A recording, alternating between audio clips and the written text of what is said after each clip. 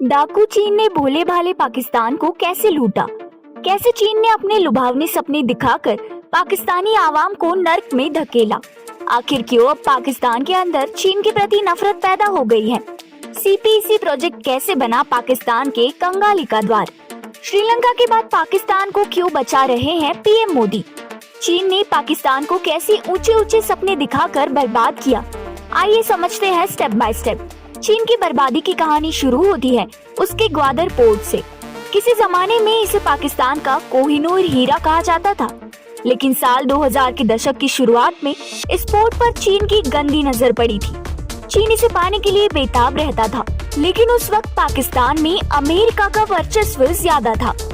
ऐसे में चीन चाहकर भी कुछ नहीं कर पा रहा था। लेकिन तभी चीन में एक ऐसा नेता आया जो दूसरों की जमीन निगलने के लिए मशहूर था। 2013 में जब चीन के नए राष्ट्रपति और अब तक का सबसे बड़ा जमीन चोर शी जिनपिंग ने सीपीईसी प्रोजेक्ट को लॉन्च किया, तो किसी को उम्मीद नहीं थी कि चीन कौन सी चाल चलने जा रहा है। इस प्रोजेक्ट का सबसे अहम हिस्सा था ग्वादर पोर्ट, जिसे पाने के लिए चीन की धड़कनें बुलेट रफ्तार से धड़क रही थी। आपको बता दें कि सीपीईसी प्रोजेक्ट चीन के belt and road initiative BRI के तहत आता है। पाकिस्तान ने ग्वादर पोर्ट को 8 सितंबर 1958 को बड़े ही अरमानों के साथ ओमान से 5.5 अरब रुपए की कीमत में खरीदा था। जो ग्वादर पाकिस्तान को मालामाल कर सकता था, अब वही अपनी बेबसी पर रो रहा है। चीन की एक खासियत रही है, जब भी वो किसी देश को लूटने जाता है तो सबसे पहले वो वहाँ के मीडिया को खरीदता है। उस देश की मीडिया अपने नागरिकों के सामने चीन के आने की खुशी में खूब ढोल पीटती है, ऊंचे ऊंचे लुभावने सपने दिखाती है और बताती है कि कैसे चीन की एंट्री उस देश की काया पलट देगी। ठीक उसी तरह सोचा गया था कि ग्वादर में चीन की एंट्री पाकिस्तान की काया पलट देगी। साल 2050 तक ग्वादर आबादी 20 लाख तक करने की योजना बनाई गई थी। पाकिस्तान के प्रांत बलूचिस्तान में स्थित ग्वादर की आबादी वर्तमान में करीब 85,000 है। मास्टर प्लान के मुताबिक ग्वादर की GDP को साल 2050 तक 30 अरब डॉलर तक करने की थी और मीडिया ने पाकिस्तानी आवाम को बताया कि दुबई जैसे शहर भी ग्वादर के सामने बौने लगेंगे।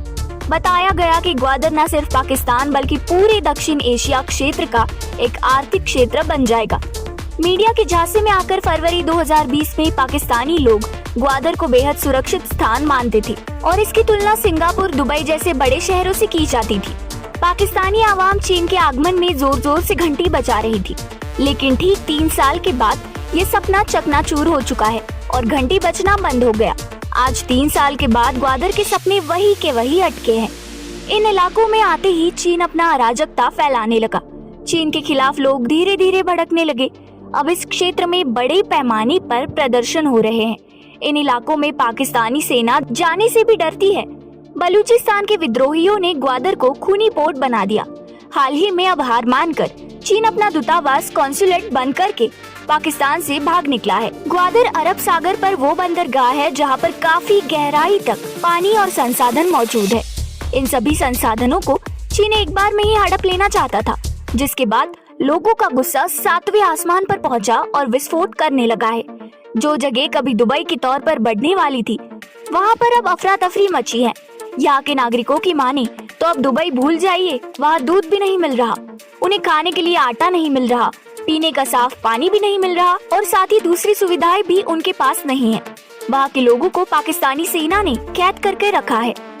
आर्थिक विकास का केंद्र होने के बाद भी ग्वादर अपने लोगों की तकदीर बदलने में कामयाब नहीं हुआ।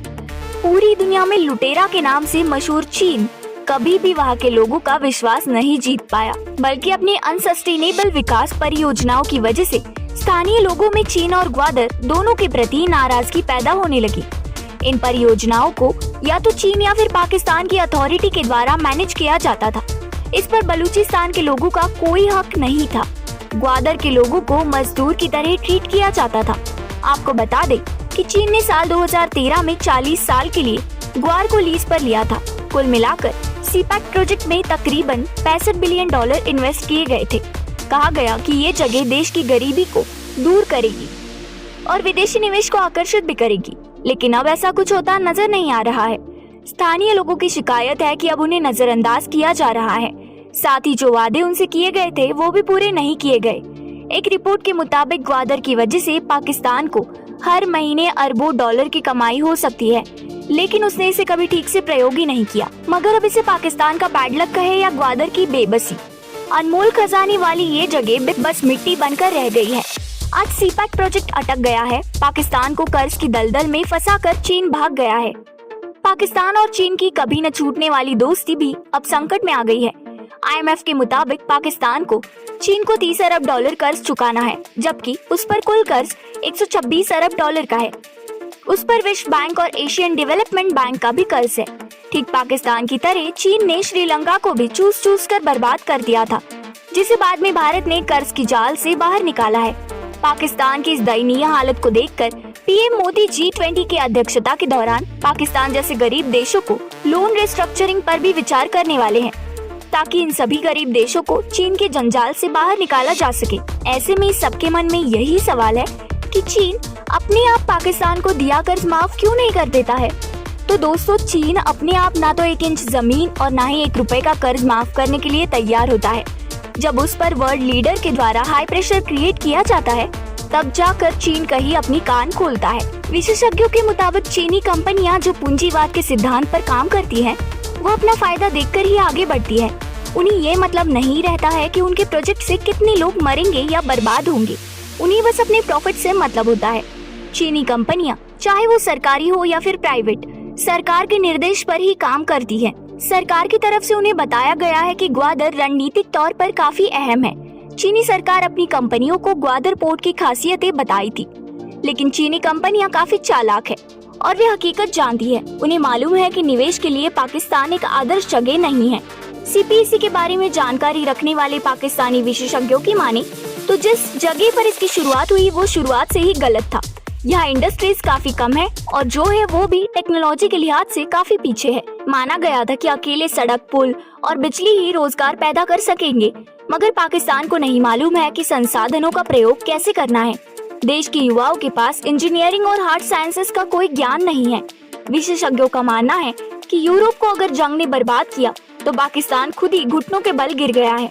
चीनी कंपनियों से ड्यूटी फ्री निर्यात को मंजूरी दी गई। इसकी वजह से स्थानीय मैन्युफैक्चरर्स कंगाल हो गए। इस बारे में किसी ने कोई ध्यान ही नहीं दिया। नतीजा आज सबके सामने है और अब देश बर्बादी की तरफ है। दोस्तों, आप नीचे कमेंट में बताइए कि क्या चीन विश्वास के लायक है या नहीं। आप वीडियो को लाइक करें तथा चैनल को सब्सक्राइब करें।